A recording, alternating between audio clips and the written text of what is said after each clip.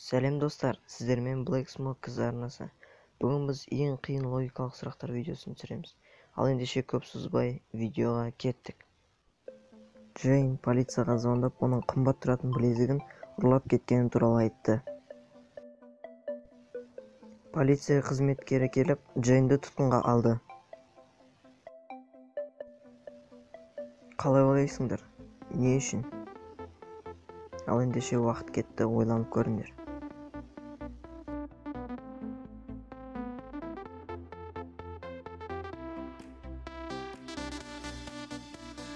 Анна ұйықтай алмай жатыр.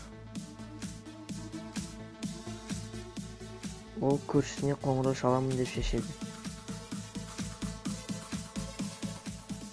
Көршісі телефонын алғанда, Анна ештеңе айтпай трубканы қоя салады. Содан кейін тез ұйықтап қалады.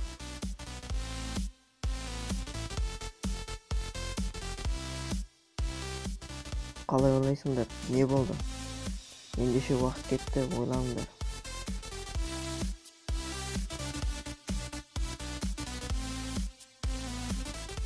Жауабы: Анна ұйықтай алмады, себебі көршісі қатты қорылдады. Анна қоңырау шалғанда көршісін оятып жіберді. Сосын қорыл тоқтап, Анна ұйықтап қалды. Қайсысы жұбайлар кедей? Уақыт кетті.